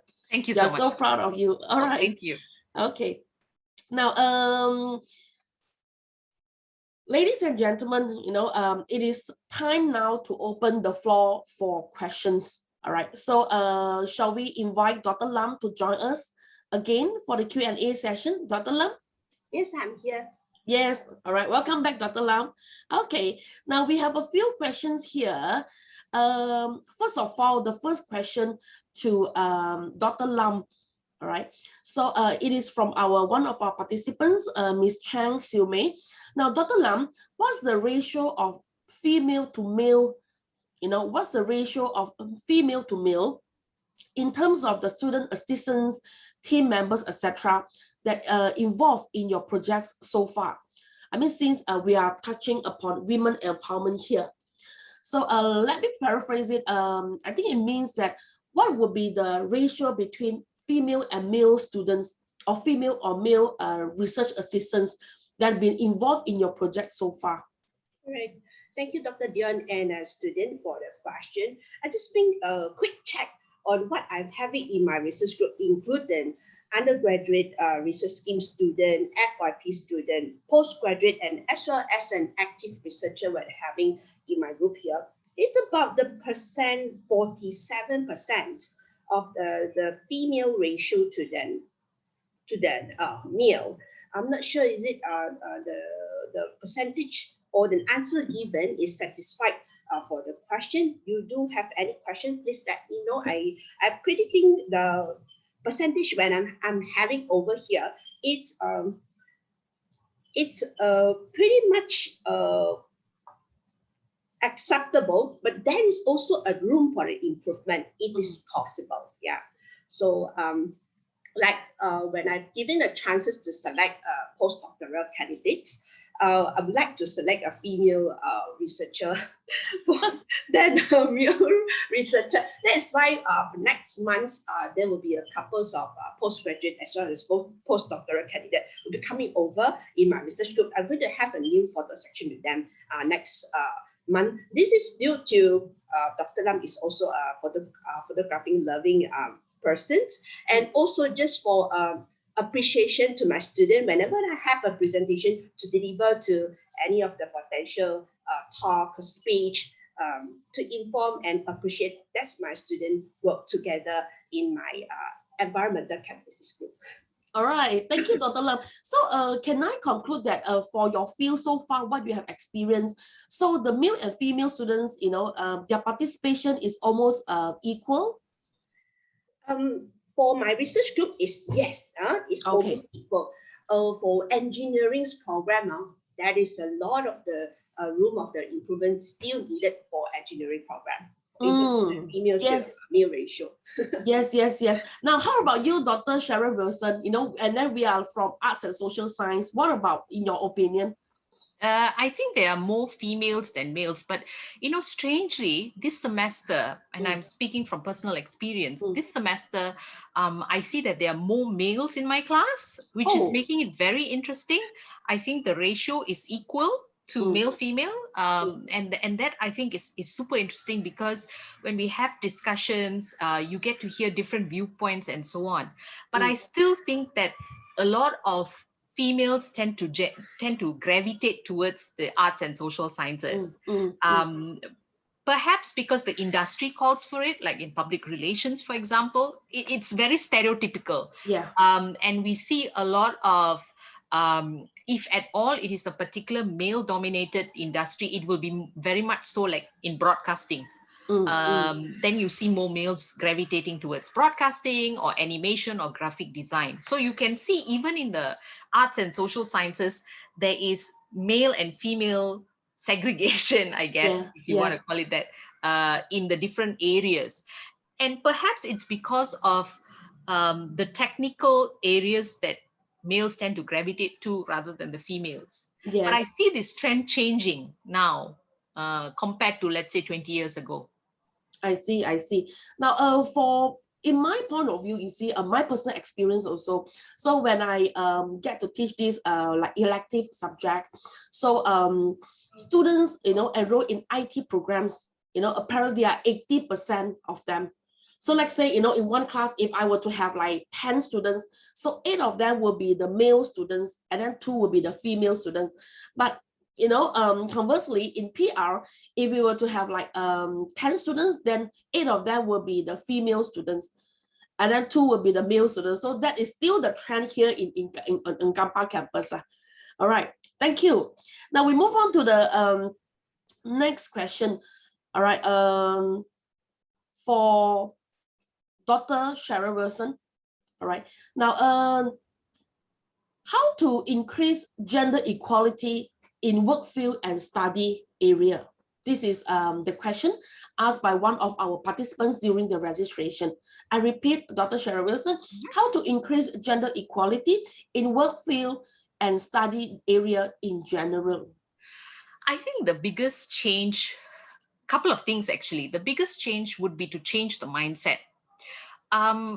I think in a lot of countries, one of the things they do is to actually, when it comes to workplace, when it comes to field of study, they open it up to the sense that they don't look at male, female anymore. They give everybody a level playing field. What that basically means is to allow everybody who has the skill to compete for a position, rather than looking at them as male, female. Similarly to study areas, and I think Dr. Lam would agree, if the student is skillful, it has knowledge, is hardworking, has perseverance, has discipline, has commitment, I believe that this is the person you want to take as your postgraduate student or your advisee or whatever it is.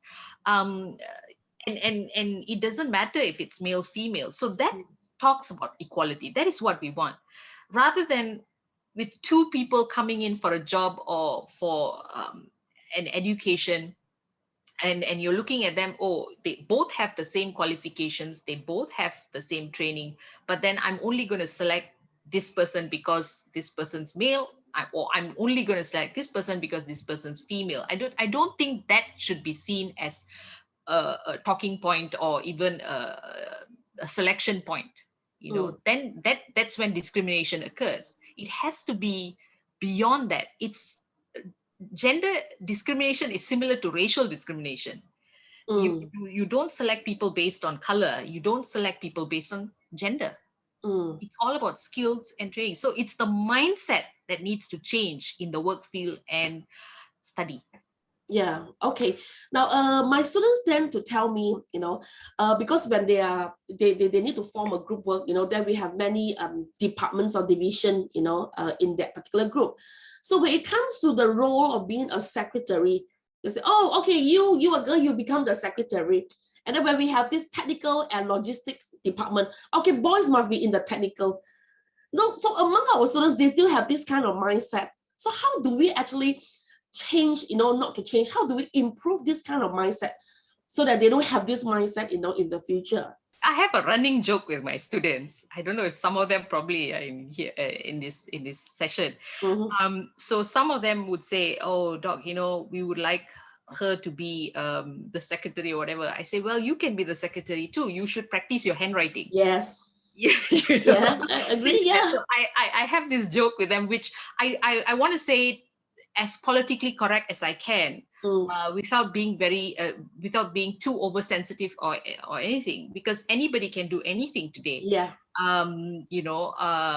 So yeah, I want to change that mindset, because I know people who have said, "Oh, this should, like, if it's an event, oh, the logistics should only be done by the guys," and that's not true, because I think it's you I think as an educator, we should set a good example as well.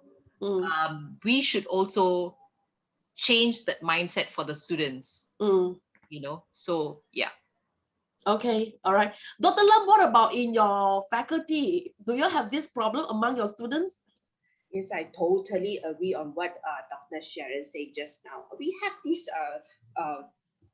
problems in our class, in my research group as well. So what can we do is that to show the student giving an equal chance, let them know everyone have an equal chance and equal capability, giving a fair and square treatment to them, not to say this job is suit for a male or suit for a lady. So I also given them an example to them. So you can see I can become this and that. So women or men, we don't feel any part that we lost or we don't have and something that we don't have. So we are given an equivalent chance to treat the student actually. So let the student to choose it. This is what I encourage them to do, so that they will put more interest. At the same time, when there's a position that has been selected, we can always have an assistant for them to work together, so that they can have equivalent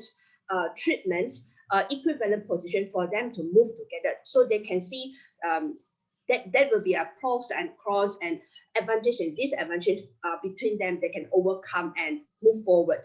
That's the way I treat the student to do my work. If I'm given an opportunity to lead that admin work. Yeah, and additionally, for our PR course, for our PR program, so every time when we run an event, so when it comes to cleaning part, all girls have to do it, but when it comes to carry the tables, okay, the boys, they have to do it.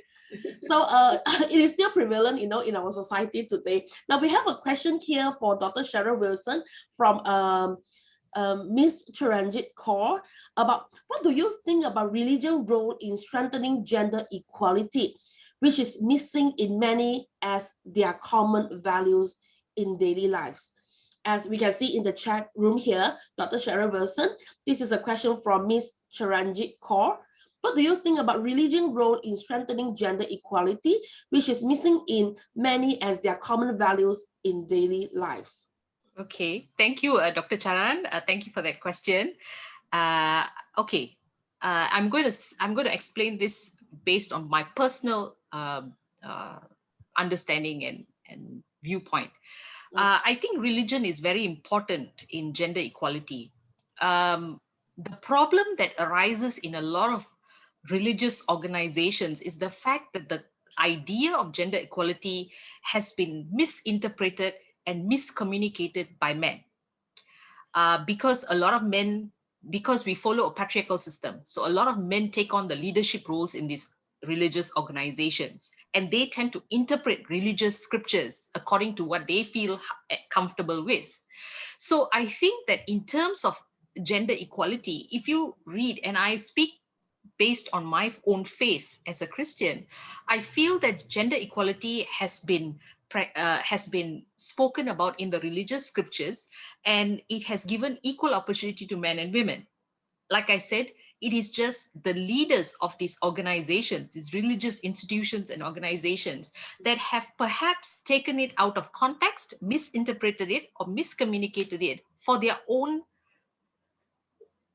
benefits, for their own pleasures. And it has in turn affected a large number of the congregation, a large number of followers. And that's wrong, because I guess I don't want to go into the spirituality of it, but nevertheless, I think if that mindset, because I believe that even in other religions, the fact that men, as in human beings, should treat women and men equally and should give the respect and the tolerance and the love and the kindness to all creatures of God is the same. But the dominance over one over the other, I believe, is man-made for the benefits of themselves. So if you're looking at what I think about religion's role in strengthening gender equality, that is very important. And it is truly missing, because if that has been enforced, we would have a reduction in sexual violence. We would have a reduction in harassment. So if someone were to be religiously inclined, then they would have some amount of respect for the other gender. I hope that in some ways answers the question. All right. Okay. Thank you, Dr. Sharon Wilson. I think that would be Dr. Sharon Wilson's insight, into that question from a Christian perspective. Now, Dr. Lam, what about you? Are you also a Christian, or you are from different religion? Yeah, I'm also a Christian. Okay. Yeah, I totally agree on what Dr. Sharon said. So we don't actually let the men to dominate in any activity. We work together as a female and male. We join an activity, we host, we organize an activity together in our church, in our activities. So we move forward to this gender equality direction as well. So it's what our priests have mentioned in the church. Yeah. Okay. Now, just to add on, because I myself, I'm a Buddhist, and then sometimes Taoist, Taoism, between Buddhism and Taoism. Now, for the remaining participants here, correct me if I'm wrong. I did experience this before. When I went to the temple for prayers. So the female, they have to stand behind the male. You see, so that is the way they pray. So before the statue, the statue of the god. So they will ask the male, followers to stand in front, and then the female would be at the back. And then recently, because of the Vaisakhi festival, so I did read an article about why our Sikh friends, they have called in the name of the female, Sikh. It is because, they believe Kaur is carries the meaning of princess. So the Sikh, they believe that, every female, in the community, they are a princess. So they should carry their own name. So Dr. Chiranjit Kaur, correct me if I'm wrong. So I'm very impressed with this, this, I don't know whether this is a myth or this is a notion, but I think this is something very special. All right. Okay. Dr. Chiranjit Kaur has another question. So to both Dr. Sharon Wilson and Dr. Lam, what is your view about the third gender in gender equality discourse?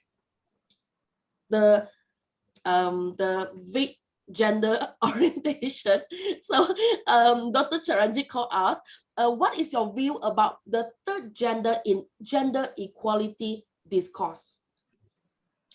Oh, that's going to be a long session if you're going to talk about third gender. That's going to be a proper lecture. Okay, this is going to be tough. Okay, let me just post it again.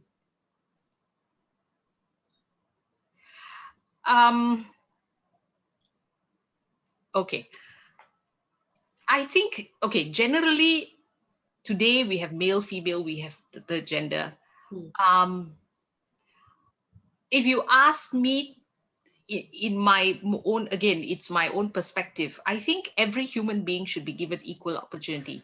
Immaterial male, female, third gender, whatever you call it today. Everybody needs that opportunity. Some of the individuals who are third genders, they did not choose to be who they were.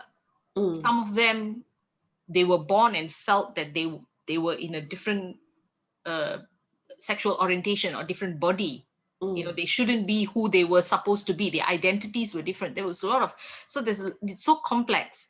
But I think because we shouldn't judge anybody for who they are, what they become, but they should also be given equal opportunity. And I feel today the problem, and it's difficult to discuss this right now, because the problem is also because of the environment and the landscape we are in, being as Malaysia, and the acceptance of the third gender.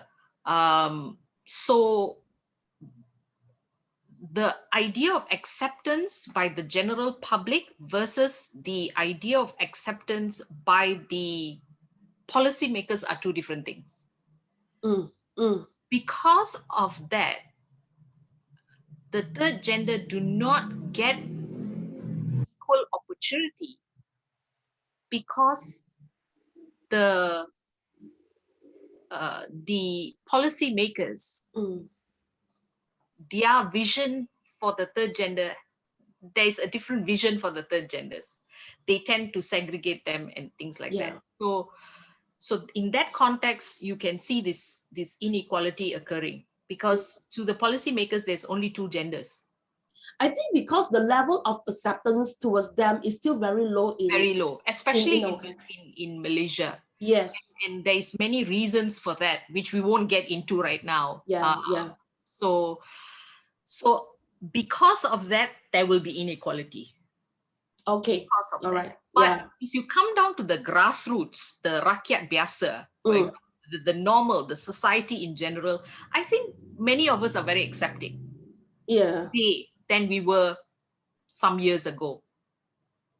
So, but again, Dr. Chani, thank you for your question. But I think I think that is just a different discussion for a different day. Okay. How about you, Dr. Lam?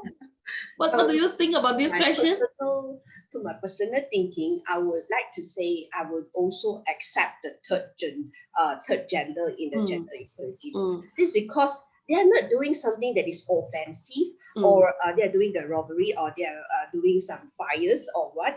So I would like to say I accept this group of the third genders.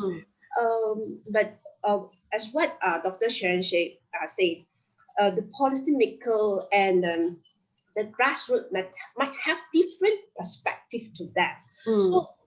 So for the educator, the generation like us, I'm not sure whether I represent the majority, but I would like to say we accept them as a third genders, in overall. That's for me. Did you ever have the third gender student in your class before? Never. How about you, Dr. Sharon Wilson? No, but I do have friends who are from the third gender. Okay, all right. I have a few, but in the class they well behaved. You see, but out of the class with your friends, they will become themselves. You see, but in the class, I think on our campus they still carry themselves very well. They dress up properly, and then try not to reveal too much about their gender. But after class, after when they are out of the campus, they become themselves. So this is what I have experienced before. All right. Okay. Thank you. For your responses. Both Dr. Lam and Dr. Sharon. Now we have another question here from one of our participants that she's curious to know. This is for Dr. Lam. If the photocatalytic can be used to kill virus like coronavirus, besides for wastewater treatment. Right. If I'm not mistaken, this is from Dr. Poon. Thanks for this question. I'm also wondering this question actually for a long time. And also there are some colleagues that is approaching me. Dr. Lam, can your photocatalytic technology can be used to kill the coronavirus? This is not the first question actually. So I'd like to say, well, at the current moment, there is no research on the photocatalytic doing on the removal of this coronavirus. But as what coronavirus did, that can easily transmit on these small droplets and also the objects. What my recent research group do is that Me and my student is doing the development of the fabric that's loaded with the metal oxide to kill all these possible pathogenic microorganisms with the current FRP student. The result looks good, and we are writing some paper to publish in terms of this mechanism to kill the pathogenic microorganism. And also, I would like to say I'd heard before on one of the news saying to load all this metal oxide on a mask, actually on a face mask. So it is possible to use the photocatalytic technology to kill all these pathogenic microorganisms. But like what I said just now, until the moment, people are still busy and using on this coronavirus solving strategy. So there is still some time for us to do some research on the photocatalytic removal of coronavirus. We are very hopeful there'll be one from you very soon, Dr. Lam. I'm not sure with the available facilities and having the user, I'll try my best to do whatever I can deliver. Yeah, sure. We will wait for that. Thank you, Dr. Lam. Now, there's still another question for you, Dr. Lam. Now, I think this has been a very common issue or common challenges in Malaysia. Not only in Malaysia and all the country, and of course, especially to our Ministry of Education, about the low number of students, enrolled in STEM programs. You see, so what can we do? And then to be honest, like for example, I myself, I'm very bad in science subjects, but in general, what can we do, to instill the interest among the students so that they will show more interest in STEM subjects? So Dr. Jen, you are not actually bad in the science. Later, Dr. Lim knew about it, then Dr. Lim will give you something different to do. No, that's why I understand from our government direction, we have to foster more students to engage in this science and technology. You see, the percentage is having over now is relatively low. So what I can do as an academician is that I keep on serve as a STEM educator or academia to promote all this science and technology work. And an example that I've given in the slide just now is that I have a STEM education project with the Westlake International School. This is not just by invitation. I would like to share a little bit of my knowledge on where I can boost the science interest on the current generation. I performed a prototype of the wastewater treatment, then I presented to the student as well as the publics, not only for the secondary and the foundation student, but also to the primary school. I go for the Sungai Lesong Bido Camp Perak to promote the lower level, such as a primary school level, to let them know science is very interesting, where you can discover the answer by yourself. I think that is also a little bit interest for me since I was young, and I also feel something different from my cousin. That's why I'm here today turn up to be an academician. I'll always like to find my answer by myself. So I'm not sure whether I can indirectly inspire this kind of student among them. So I think what I can do is I put my help whenever there is a program for either from an FEGT or even a science, we can always work together, science faculty, to go out and then to promote the STEM activity. Although there's a tired, but I always say, without them, who is our future? So the science can be the only one that can work best for us. Like now today, we are moving for the AI. So I keep on looking what are the elements that I can incorporate it in my subject, in my program. That's a little bit about sharing, Dr. Dion. Okay, thank you. Dr. Lam, now this is a question from me myself. What would you advise, in terms of teaching approaches? What do you think that, what would you recommend that about the effective teaching approaches in teaching the STEM courses? Not only at the tertiary education, but the secondary and primary education. What do you think that the most effective or the effective teaching approaches that the teachers, the educators can adopt in teaching the STEM subjects? Well, Dr. Dion, I'd like to say, first of all, must let them know what is science and technology. Science and technology is not just a knowledge. You must hands-on, use your hands to hands-on, put some practical knowledge. Then they will slowly build their interest. So that's the one thing. Second thing, we need to let them know what is the applications of the science and technology. What the fundamental knowledge that you learned during your foundation study, your textbook, it can be applied into various applications. That is very important. Like me, I'm also following the government education scheme, where I feel I reflected by young time. I feel just a textbook to me, I never know what this textbook can do to me in the future until I have become an educator, or even during my postgraduate study. That mathematic matrix is used in this application, you know. So I will feel that's the linkage now, to need to join between the fundamental knowledge, between the application. Let them know we learn because we need that, we need to apply that. The third thing, I think we can introduce the role model. For example, these scientists have been won a Nobel Prize winner, although there will be a very limited chances of, there will be chances to become a Nobel Prize winner. And let them know that the successful story from that is also a kind of an effort to promote the science and technology in our tertiary, secondary, and primary level. That's from me. That's what I feel. I always reflected, am I is a successful educator? From what I'm having from the past education system, what I can do the best for the tertiary before my students step into the real society and work.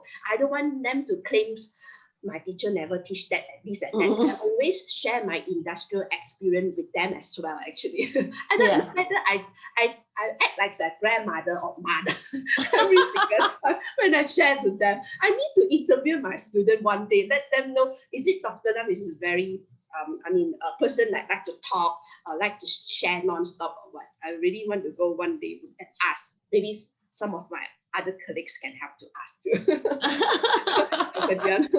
Yeah. Okay, now the last one, Dr. Lam, what would be the opportunities and challenges encountered by the local women in pursuing their careers in STEM field? So you see the challenges here.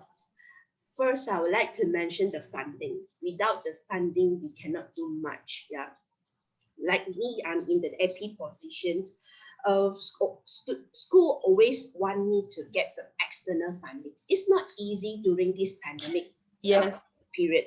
I need to keep my relationship, keep meeting with them, not to say the new external funding. So to maintain is good enough during this period. That's the things number one.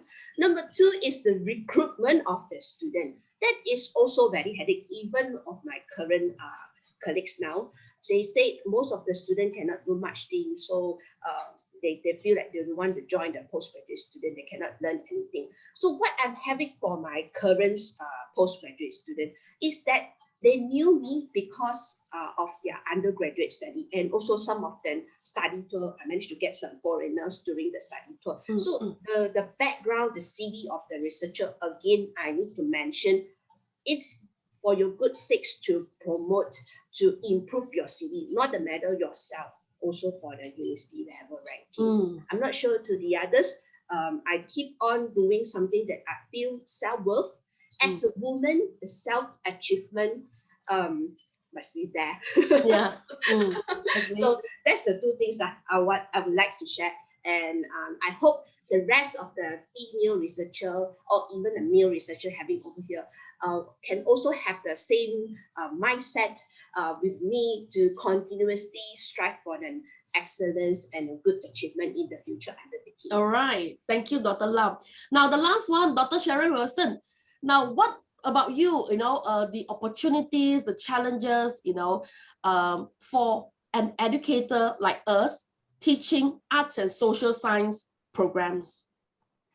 I think number one is the fact that I think we need to include more elements of gender or women's studies in our syllabus or activities. I think that is sorely lacking. Okay.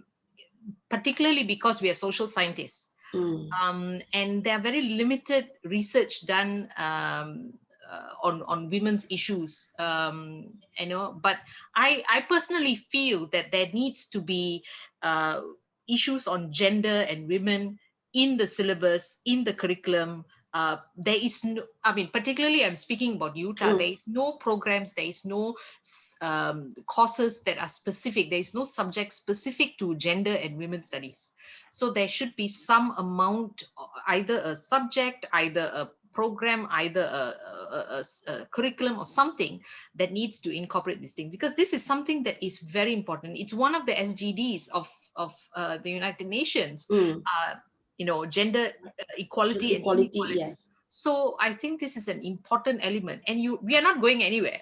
We have to study this element, Yes. So it's part of society. It's crucial, and it also builds the idea. It builds the idea of ensuring that we have a greater and more successful society, and it also builds tolerance. There was someone who was talking about how she to teach young men to respect women. You've got to teach them young. So teach your young boys how to respect women. So likewise, we need to teach our university students all the elements of gender studies. It's not just women alone, but it's also women and men, because men are included in gender as well. Yes. And also the third gender. So that's very important to include that. Also, apart from the syllabus, apart from this whole academia, activities need to also incorporate these things. And I feel that what you're doing and what Dr. Lam is doing is fantastic. The fact that you are allowing your female students to also get involved, you're pushing them to empower themselves with education, with knowledge and with information, and giving them that opportunity. That's fantastic. And to be able to compete with other people. Also, we should open opportunities for them to get involved in activities as well. And one thing that you said just now, the fact that, why the boys want the girls to do secretarial work. And we as educators should change that mindset. Yeah. We as academia should change that mindset. So this is very important, and this should be included in this whole idea. And lastly, please bear with me. And lastly, I think it is not just, like I said, it is not just getting the women into positions or getting the women involved, but it's also the struggle between women and other women. Yeah. As much as we say, oh, that's great, let's push the women up, let's empower them, but we also should empower these women, especially our young students, to remember that we need to empower ourselves, and we need to help. I like the catchphrase that we use for COVID, kita jaga kita. So, I think that applies to women as well. Kita jaga kita. So kita jaga kita meaning we empower ourselves and we empower other women along the way, so that we pave the way for other women to move up as well. So it shouldn't be the crab syndrome, you climb up, you push everybody down. Yeah. But it should be, I climb up and I pull you along. Yeah. Yes. All right. Thank you very, very much, Dr. Cheryl Wilson and Dr. Lam. Now, ladies and gentlemen, what a great session that we have this morning. All right. We are so happy. We are so honored and lucky to have invited Dr. Lam and Dr. Sharon, the recipients of many prestigious awards. All right, we are so glad to have them here today. Now, before we end our session today, we would like to have a group photograph to commemorate this special occasion. Now, please use the virtual background provided by the committee for this photo taking session. But if you cannot use it, doesn't matter. You just stay as, use whatever that you have now.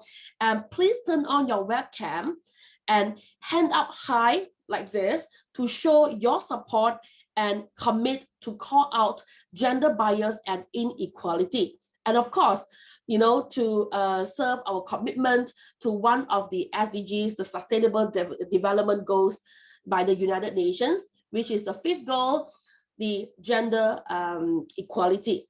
Now, please give us your best smiles while our technical team will capture our photo. Please turn on your webcam, everyone. Hello. Yes. So please get ready, everyone, and say kimchi or cheese.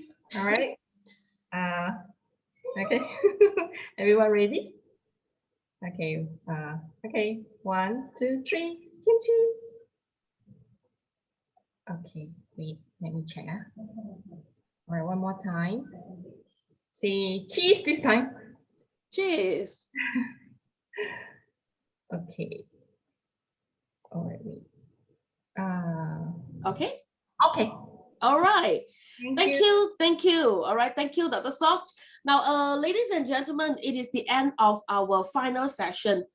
All right. I hate to say goodbye, but what to do? This is the end of the event.